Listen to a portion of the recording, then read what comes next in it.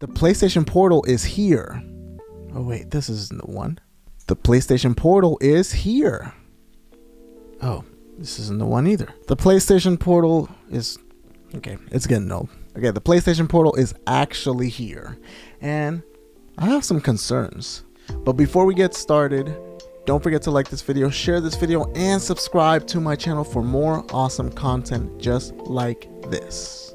Alright guys, so since the PlayStation Portal has been out for about a couple of weeks now, I've had a chance to use this thing and play with it, and I've honestly played with this so much that the battery is literally dead. It won't even power on. 5 hours my butt. But honestly, I have been able to use it for a while now, and I feel like I have a very educated take on the pros and cons when it comes to the PlayStation Portal. Now, you guys know me, I'm a big fan of what Sony puts out because I absolutely love a lot of the things that they come out with. I am truly a fan ever since the PlayStation, but this is a device that still doesn't make sense. PlayStation or Sony have been trying their hands on stream-based gaming for the longest time. That's actually the reason for the skit that I did in the beginning. It was basically showing you the fact that the PlayStation Portable, PSP, that one, not this one, and the PS Vita have both been able to do some type of, stream gameplay. And, each time I've tried it, it just has not been very good.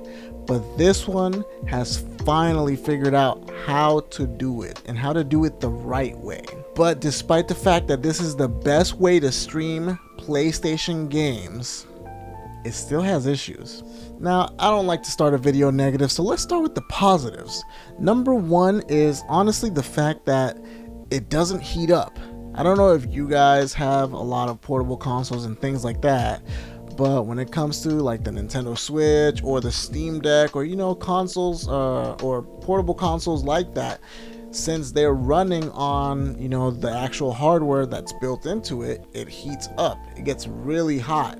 The original Nintendo Switch used to have a big issue when it comes to that, and they fixed it with the Nintendo Switch OLED. And the Steam Deck had the same exact issue, and while the Steam Deck OLED has also fixed a lot of those issues, because of the fact that it is a custom, it's custom hardware and it is meant to be like a PC, it still does get pretty hot, especially if you're pushing it to the limit. It does get hot, but nowhere near as bad as the original Steam Deck. Now this, because of the fact that it's only streaming, it doesn't actually get super hot, which is really nice. I don't know about you guys, but I don't like holding on to anything that is piping hot. That just does not feel comfortable, so I am not a fan of that. And this does not have that issue. Number two is obviously the fact that this is an extremely comfortable device to hold. It is very lightweight. Compared to other things like the Steam Deck. I know there's going to be a lot of comparisons, but that really is the best thing to compare it to, and especially because I don't have the ROG Ally, but it's basically a Steam Deck. It's pretty much the same thing. So yeah, it is pretty light. It is really comfortable. I'm a big fan of the DualSense controller. It's not very good when it comes to shooters though, just because Xbox has that market with the lopsided thumbsticks. So yeah, it is really comfortable and one of the best to hold in your hands, especially if you have big hands.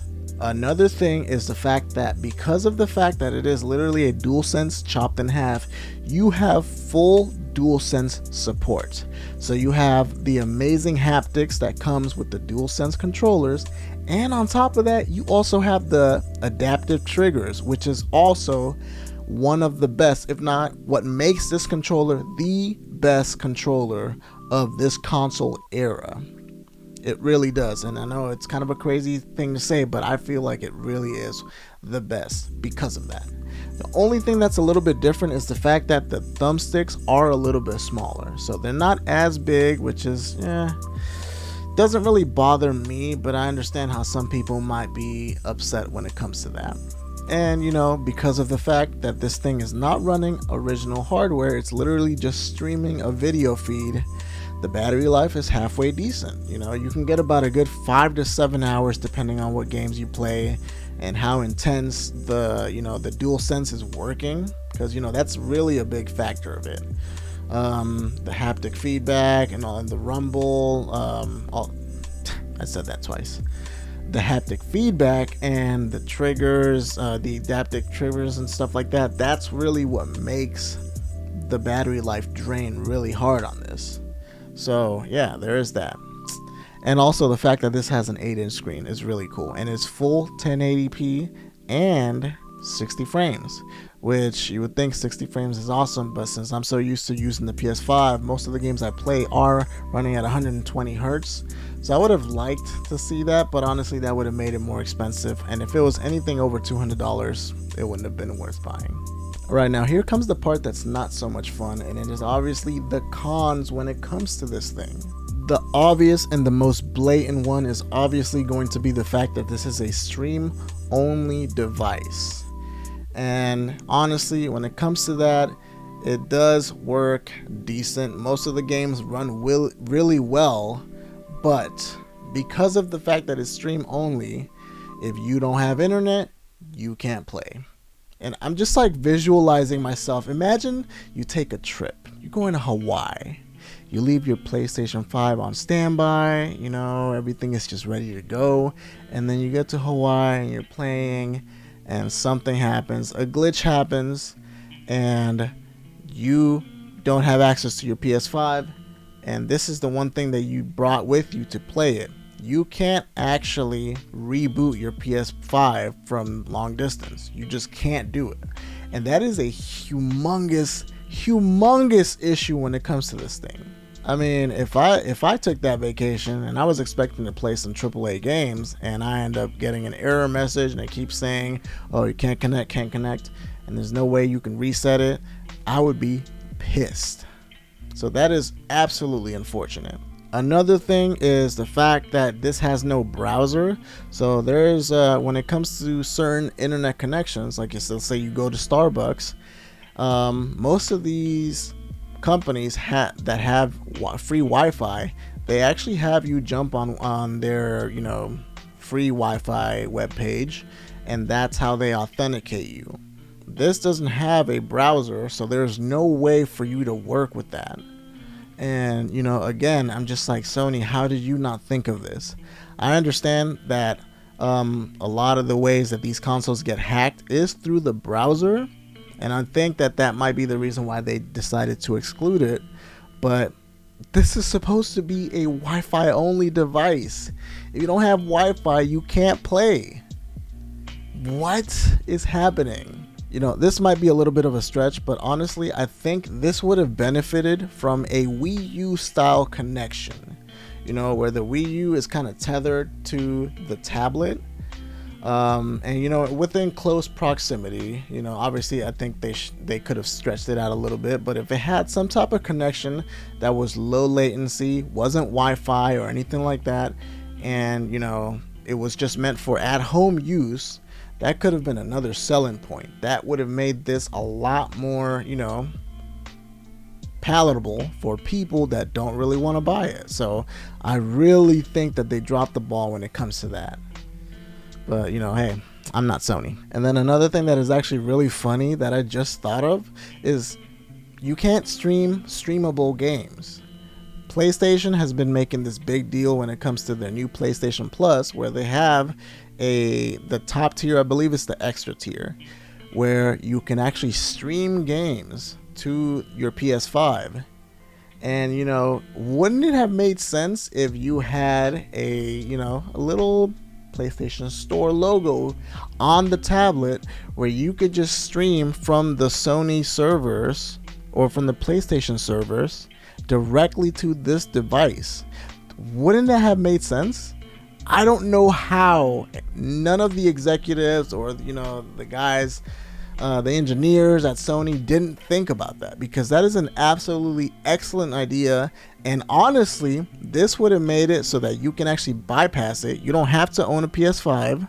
You could just buy the extra plan, buy this, which is way cheaper than buying a PS5. That would have made it like what, $200 or $300 because $200 for this and then $100 for the extra plan, or it costs somewhere around $100. And that would have been another way for somebody to get into that PlayStation catalog, but they didn't think of that. Ugh. I'm just a YouTuber with a tiny channel all the way up in Alaska, and I thought of that. Sony, you're tripping. Yup. Now this one might be one of the most controversial ones because of the fact that everybody unanimously just hates this. This thing does not have Bluetooth. It has PlayStation Link, which is a unique wireless link thing, whatever you want to call it, that allows you to use a specific style of headphones that Sony is coming out with, and is also super expensive. Yes, the wireless headbuds, like the in-ear headphones, cost $200. This costs $200, so that's $400. At that point, $100 more and you buy a PS5. How did they not think of this? How did they not think how crazy that sounds? And then on top of that, I get it. Bluetooth does suck. It works good. It works decent, but it's not the best connection. But for you to just completely not include it at all is just insane. You are literally pigeonholing people into just buying your products, getting into the ecosystem. If you're in it, then it's fine. But a lot of people don't like that. And that is one of the reasons why a lot of people aren't going to pick this up. Also, I don't know if this is just me, but I did have some screen issues when it comes to this thing. For some reason, the PS5 made me recalibrate it, and it, some of the colors looked way bright. Certain games look way brighter than they need to on this thing, or way too dark. And so, that's another thing that I feel like they should have thought of, but they didn't, because Sony. So not a good experience when it comes to that. And then in my opinion, this is one of the biggest balls that they dropped, is honestly the fact that this only supports Wi-Fi 5 versus Wi-Fi 6. Now Wi-Fi 6's biggest new features is the fact that it is way better when it comes to lower latency, which is one of the biggest issues this device has. And I'm sitting here like, Sony, how did you not think did you think this was gonna work? You have to get out of your servers, because obviously PS5 headquarters, Sony headquarters, you guys probably have the fastest internet connection ever and you have no issues. I just don't think they tested it enough, and they didn't realize that a lot of people, especially in the US, don't really have a really good connection like that. I'm up here in Alaska and our internet is almost $200, and I'm paying for gig speeds, and a lot of people up here don't pay for that. There's a lot of people that buy cheaper internet that's a lot slower, and it is just it is not the time for a Wi-Fi only device, in my opinion. Honestly, to wrap the video up, I'm gonna say that I really wish that Sony would just learn to read the market and understand the fact that there is literally this gigantic void that they could be filling right now. The Nintendo Switch is one of the highest selling consoles of all time already, and it's only been out for 7 years now. It's only been out for almost 6 or 7 years, and people love it. People absolutely love this console. That's why it has sold as well as it does. And it also enabled other companies to start making their own consoles too. We have the Steam Deck. We have the ROG Ally. We have Asus is coming out with their own thing, a Windows tablet, the Logitech G Cloud. Heck, even the analog pockets. You could say there is some type of inspiration that came from Nintendo. All of these companies are realizing the fact that people love portable consoles, that people love to be able to take their game and just go in the toilet, drop a toozy, and then play some video games. Everybody loves to do that. I, for one, like being able to play in my bed. You know, me and my wife, we're chilling, we're hanging out, we're watching TV, you know, we're watching Restaurant Impossible. And while we're watching that, you know, I'm over here playing my Nintendo Switch, playing Super Mario RPG. I love being able to multitask and play. And, you know, she'll be playing Zelda, Tears of the Kingdom, you know, stuff like that. Like, we like being able to do that. And I've always, like, since day one, I've always been a portable console type of guy. My first console, Game Boy Color. That was like my first actual console that I absolutely smashed. Like, I played Pokemon so much on that.